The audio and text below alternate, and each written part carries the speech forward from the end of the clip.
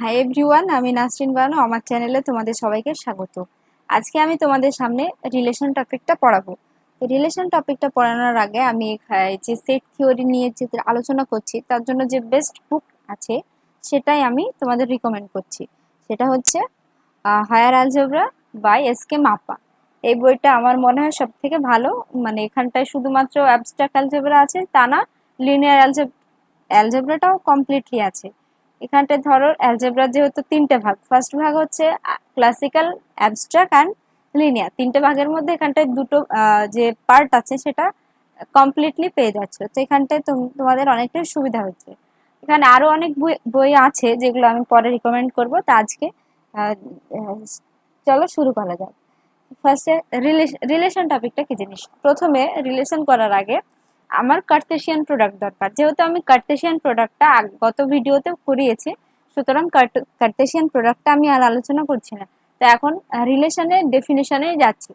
Relation করার জন্য আমাকে কি করতে হবে, প্রথমে দুটো নন এমটি সেটস নিতে হবে এবং সেই সেটের মধ্যে কার্টেসিয়ান প্রোডাক্ট করবে এবং কার্টেসিয়ান প্রোডাক্ট করার পর সেখান থেকে আমি যে কোনো সাবসেট র্যান্ডামলি চুজ করব, তাহলে সেটা হবে রিলেশন। তাহলে ডেফিনেশনে কি বলছে, ডেফিনেশন বলছে যে ধরো let a and b be two non-empty sets and a binary relation rho between a and b is a subset of a cross b।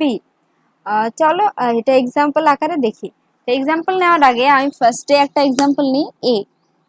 এ একটা সেট নিলাম যেখানটায় পয়েন্ট আছে 1 2 3, বি অ্যানাদার সেট যেখানটায় আছে 2 3।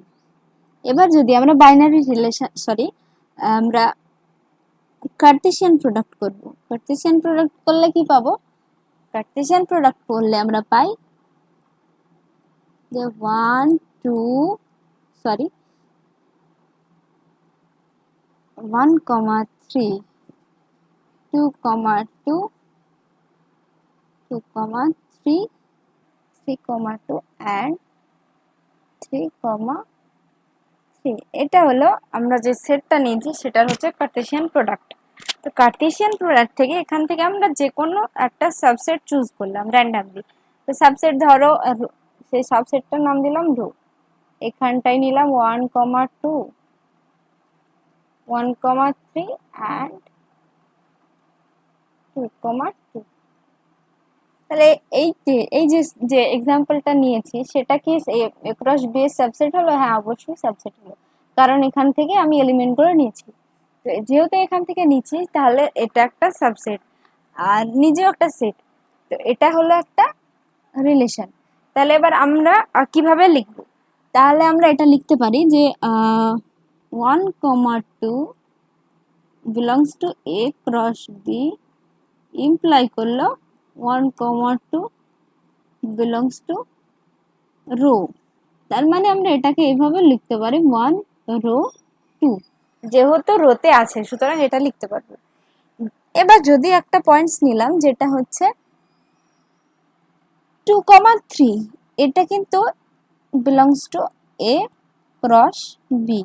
বাট এই যে আমি রো নিয়েছি, রোতে দেখো 2 3 পয়েন্টটা নেই, সুতরাং আমরা কি লিখবো, ইমপ্লাই করছে 2 3 does not belongs to rho. তার মানে আমরা এটা লিখবো ডাজ নট রিলেট টু 3। আর এখানটায় এই চিহ্ন বলতে বোঝানো হচ্ছে এটা ওর মধ্যে আছে, রয়ে আছে, সুতরাং এটা রিলেট আছে। তো এটা হলো এক্সাম্পল। যদি আরো একটা এক্সাম্পল দিতে চাই, ধরো এমনভাবে এক্সাম্পলটা নিলাম যেখানটায় আমি আরো একটা যেখানে একটা সম্পর্ক বলে দিলাম আর একটা কন্ডিশন বললাম যে ধরো এখানটায় আর একটা এক্সাম্পলস নিচ্ছি। তো এক্সাম্পলসটা হচ্ছে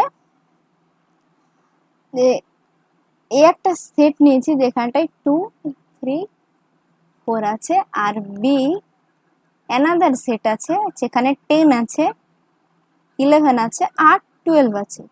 তো এখানটায় আমি এমনভাবে বাইনারি রিলেশনটা তৈরি করলাম, তো বললাম যে A is a divisor of B, অর্থাৎ স্মল এ। এখান থেকে আমরা এমন একটা রিলেশন চুজ করলাম যেটা A is a divisor of B. B for small b for denote for B এর elements and small a denotes for A এর এলিমেন্টস।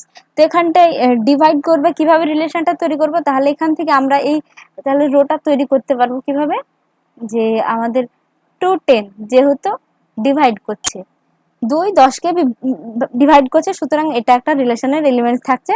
এবং দেখা গেল যে 2 12 এটাও রিলেশনটার এলিমেন্টস হচ্ছে, কারণ আমাকে কন্ডিশন বলা আছে যে ডিভাইজার অফ বি, এই যে ডিভাইজার অফ বি, সুতরাং আমি যেগুলো ডিভাইড করা যাবে সেই সমস্ত পয়েন্টগুলো নিয়ে আমরা এই যে রিলেশনটা তৈরি করব। তারপরে কি আসবে, দেখো 4 দিয়ে কি 10 ভাগ যাবে না, 4 দিয়ে ভাগ যাবে না, আবার 3 দিয়েও ভাগ যাবে না, সুতরাং এবার 3 দিয়ে আসছি, 3 একদম 12, 3 4 12, তো ডিভাইড করছে আবার 4 ডিভাইডেড 12। এখানে যে কন্ডিশনটা দেওয়া ছিল তার জন্য এখানটায় যে সেটের এলিমেন্টস গুলো পেলাম, কত কত পেলাম, 2, 10, 2, 12, 3, 12 and 4, 12।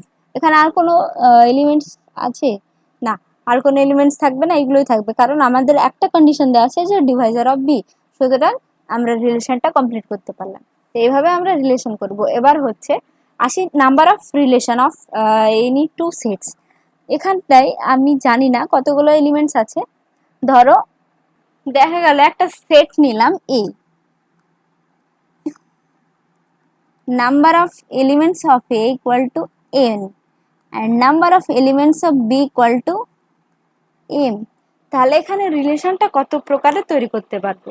প্রথমে যখন আমি এখানটায় যখন নাম্বার অফ এলিমেন্টস অফ এ নিই, এখান থেকে যদি সাবসেট তৈরি করি তাহলে 2 টু দি পাওয়ার n থাকে, এটা সেটের একটা থিওরি।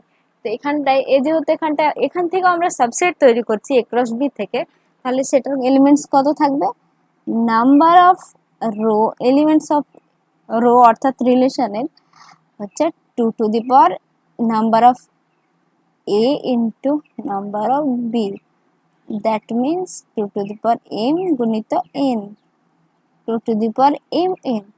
যদি এখানটায় n সমান 3 থাকে,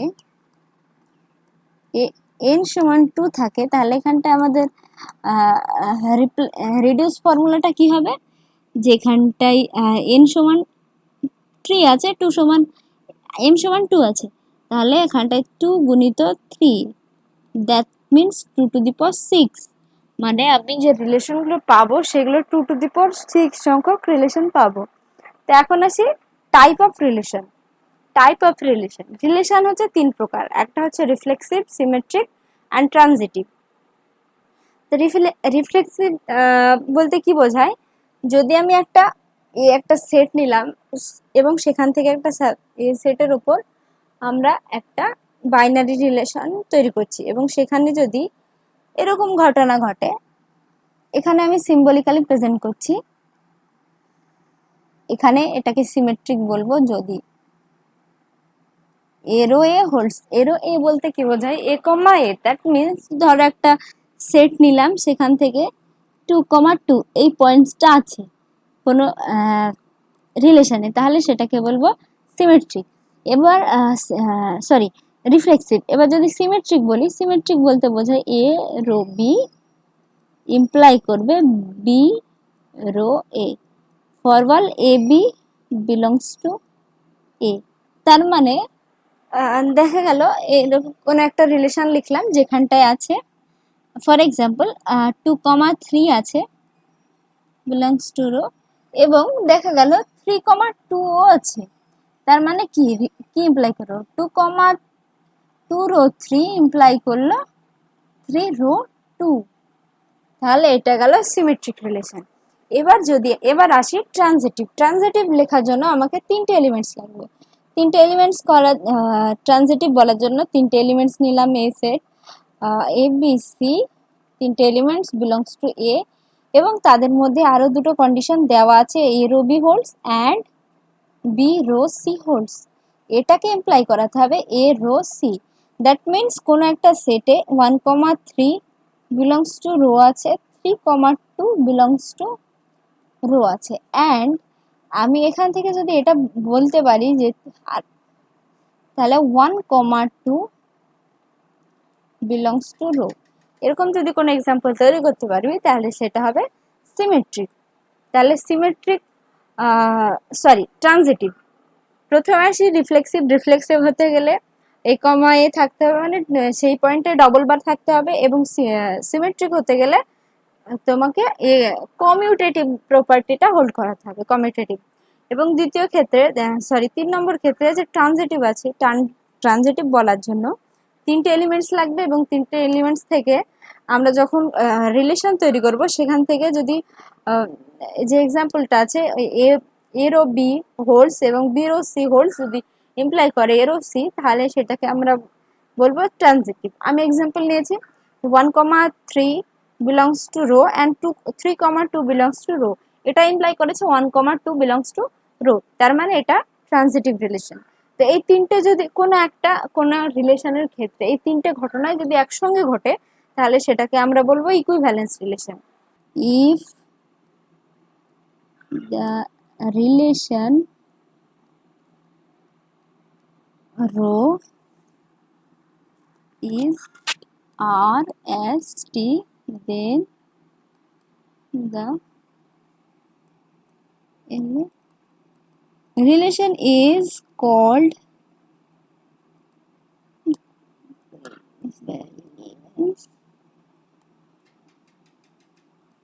ইকুইভ্যালেন্স রিলেশন। তাহলে তিনটে ঘটনা যদি একসঙ্গে ঘটে তাহলে ইকুইভ্যালেন্স রিলেশন বলবো। আর যদি RST means R for reflexive, S for symmetric and T for transitive, তাহলে এই তিনটে ঘটনা একসঙ্গে ঘটলে সেটা হয় ইকুইভ্যালেন্স রিলেশন। যদি এই তিনটের মধ্যে যে কোনো একটা না ঘটে তাহলে সেটাকে আমরা ইকুইভ্যালেন্স বলবো না। A binary relation rho defined on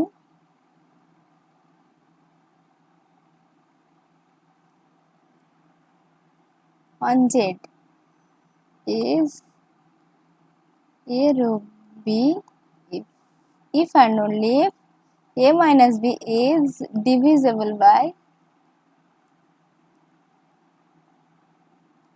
5।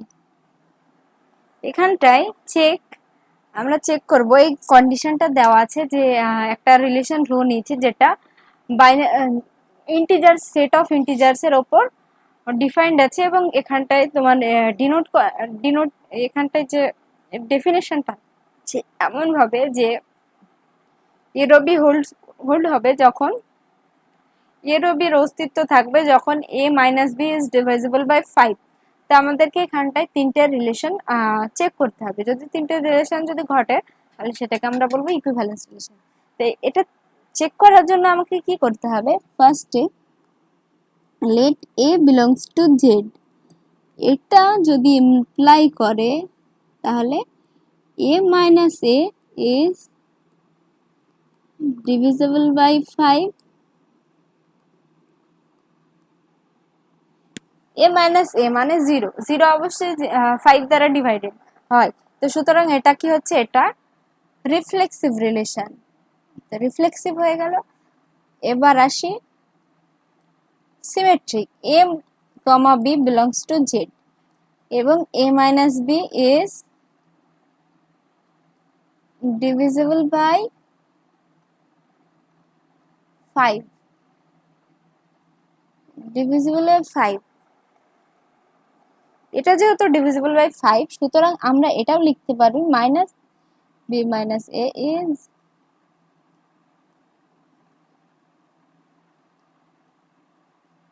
Five.